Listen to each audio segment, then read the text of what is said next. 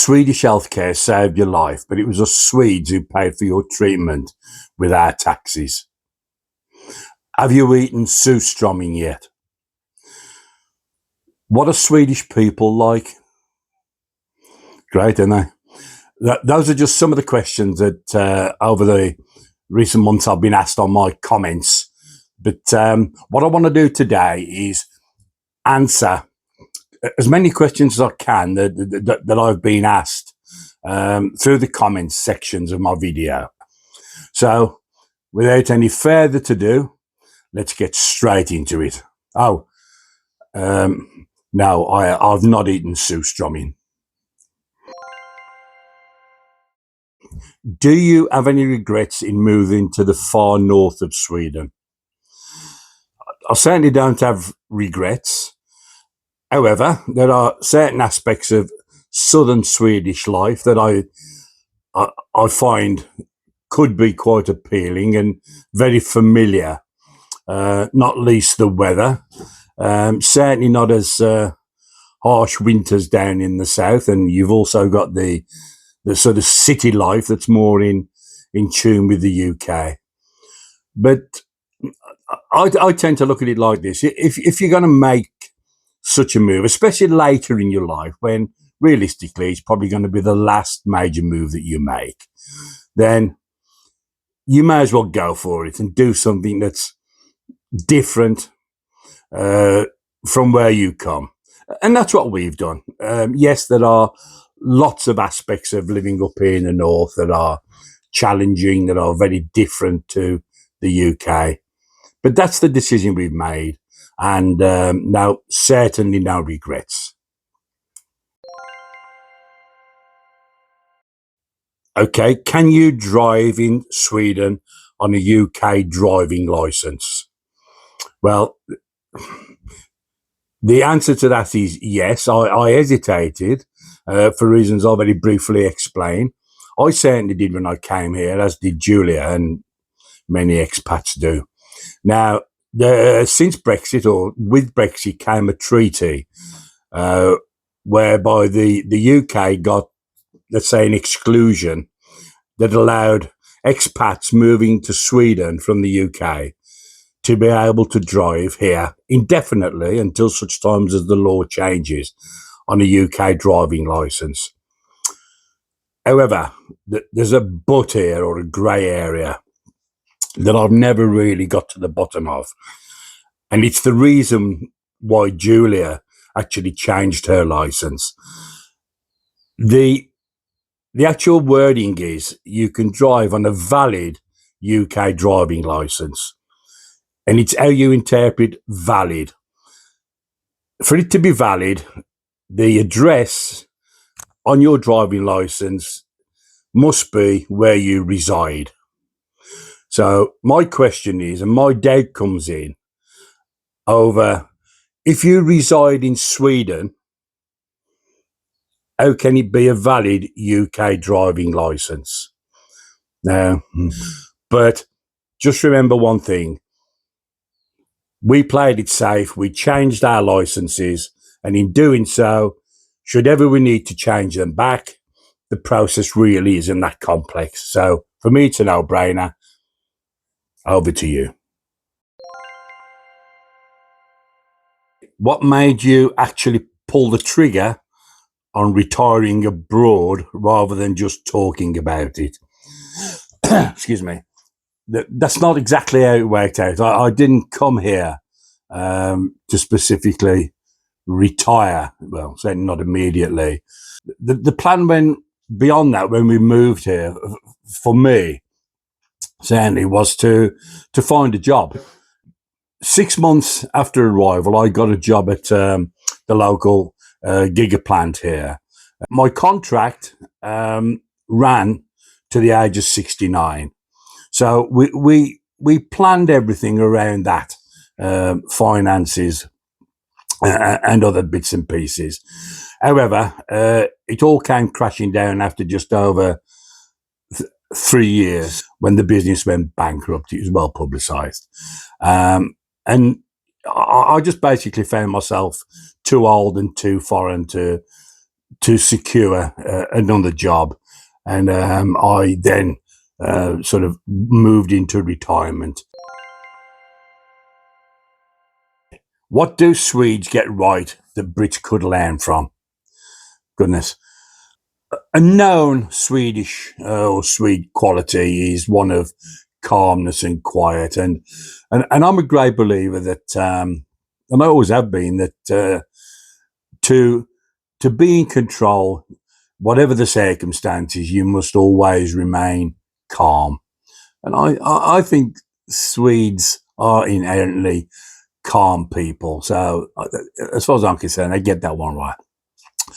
Whereas Brits, and here comes a masterclass in stereotyping here, can be a little bit loud, a little bit too reactive, and dare I say, somewhat aggressive over at times somewhat trivial situations. But we've got to be careful here because Swedes live in Sweden and Brits live in Britain. And I think the respective traits fit where each live. So I think there are lessons there that perhaps Brits can learn from, just to at times calm it down a little bit. Do you take a Swedish pension? I do, but it's very small. You could barely buy a packet of scratchings with it. I take my UK state pension. Would you have made this move in your 30s, or is this specifically an older decision? Oh, crikey. Well, for us, it was an older decision, as I've just explained. And I often refer to it as our adventure before dementia. However, I think that a more relative question is, would you have made the move then if circumstances had been right, with children? And I can say without any shadow of contradiction that Sweden is a great place to bring up children. Now, again, we've got this sort of north-south dynamic here in Sweden. It's a huge country, and life up here in the north is quite different to that of the south, where you've got the large cities. However, I can talk from the perspective of my daughter's family, my grandsons here. They've got a great life. The schooling, the kids they're encouraged to, or expected to, play out at playtime in all weathers, and I mean all weathers. And they can even light fires in the playground as well, when they're cooking burgers and sausage, I will add. So I think a child has a double education here. They have the education at school, and they have a solid life education, which I believe is equally valuable. And I will not hesitate to, if I were in that situation, to bring children here to Sweden. How has your wife settled in Sweden? Yeah, the first couple of years for Julia were extremely tough, and had things not have improved, I think it's a given that we would have returned to the UK. I, not soon after arriving here, as I touched on earlier, I got myself a job. So Julia was at home, very much alone in isolation. She was working hard on the house, but she was finding it very tough, which is understandable. In fact, to get her through that first couple of years, she had to resort to the doctors. She was on antidepressants. She won't mind me telling you this. She was on antidepressants. She had to undergo talking therapy. But things changed when people reached out to Julia, again, whilst I was at work. Local Swedish neighbours, friends or people who became friends, other expats, and it made all the difference. From that point forward, it got, let's say, easier for Julia, and she's in a far better place now. But plus the fact I'm retired and she's got me, so what more she would want, I'm not too sure.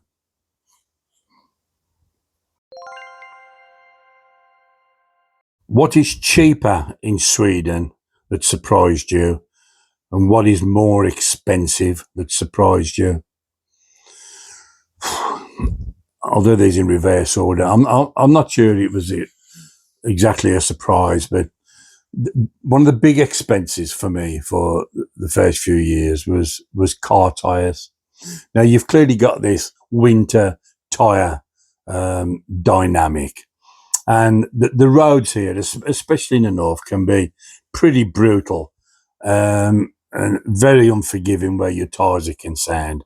Now there are things you can do, of course, to lengthen the lifespan of your tires that I really neglected earlier on. Obviously, tire pressures, and the big one for me was storage. I actually ruined a couple of tires as a result of storing them incorrectly when they were not on the car.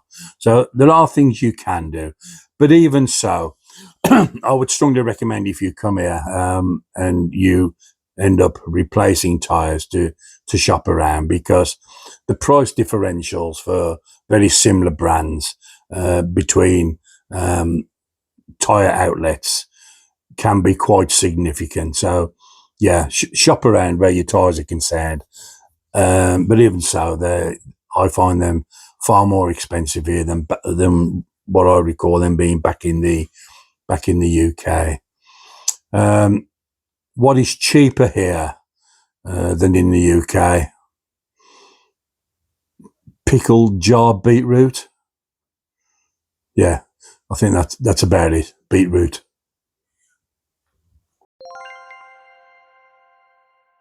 Is it difficult to get a person number? It's not difficult, no, but it can be time consuming.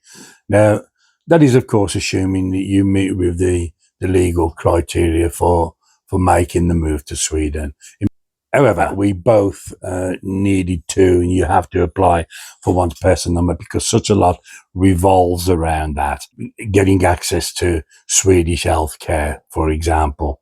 I often say you can't breathe Swedish air without a person number. It does feel like that sometimes. But you can't get contracts in place, whether it be broadband, mobile phones, electrical supply contracts. It's difficult to buy a house, buy a car. You can, or you certainly could, get a coordination number as an interim step that freed up some of those things. But we were advised against applying for the coordination number at the time. We were told that it could potentially ultimately hold up or delay issuing of the full person number. So we chose not to do that.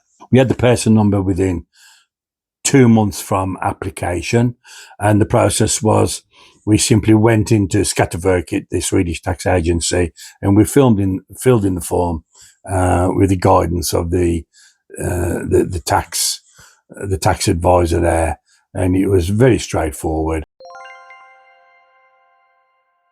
Swedes have a reputation for being unsociable. I assume that's a question. Well, yeah, they're terribly rude and, obnoxious.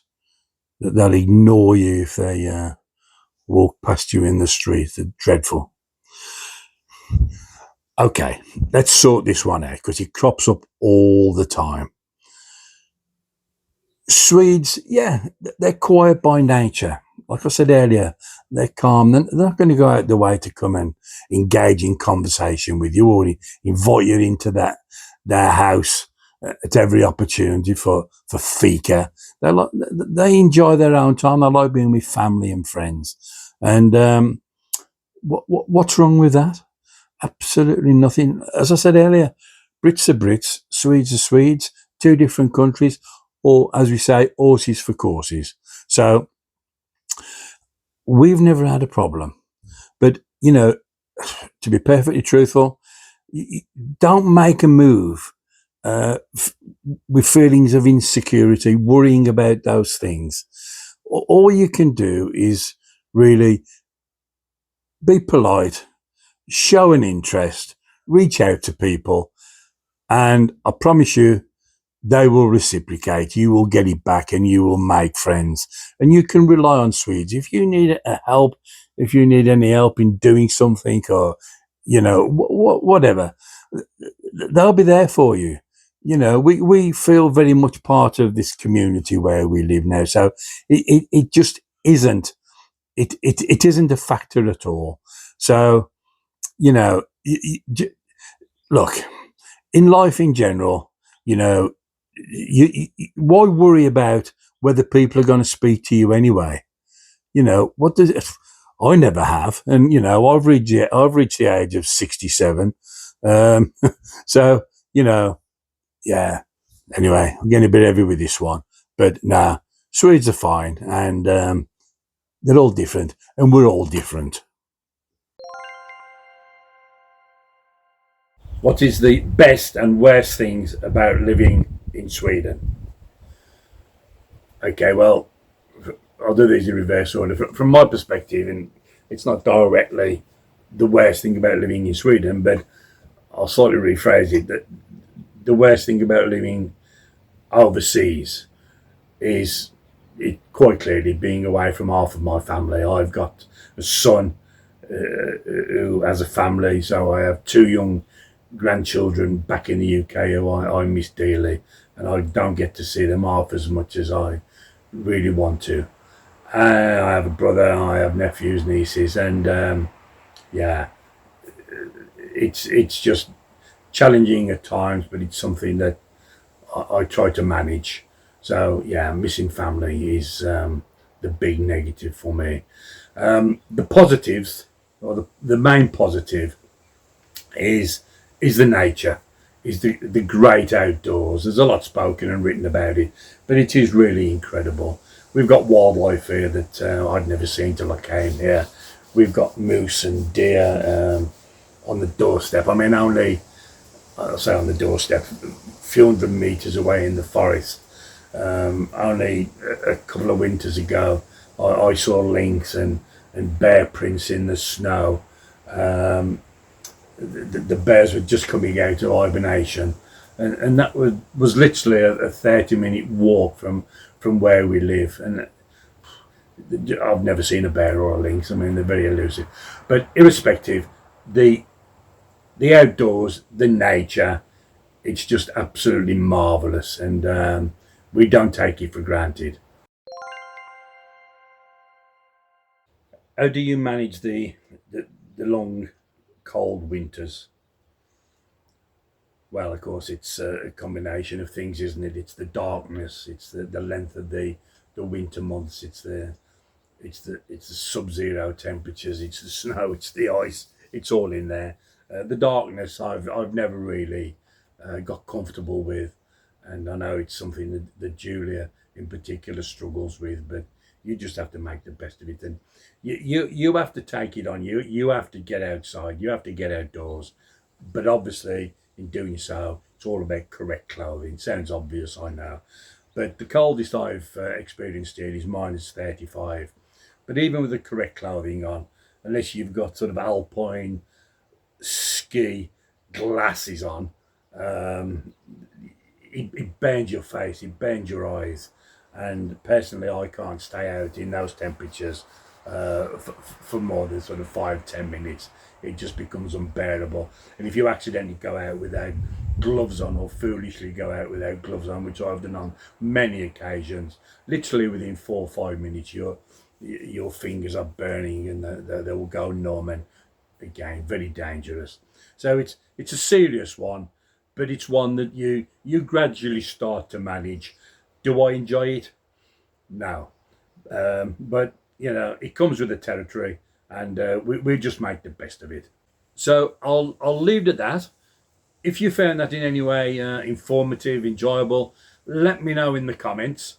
And yeah, because there's a lot more questions like that from where they came.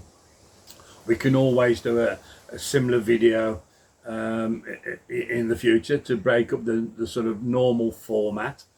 And also, with regards to what I've discussed today, some of the answers I've given, I'm going to put a link in the description box, a link to a PDF fact sheet. I've put the sort of salient bits on a little fact sheet. Click the link, it's a PDF file and you can download it. And with regards to some of the broader issues, or most of them in fact, I've covered a lot of those in previous videos.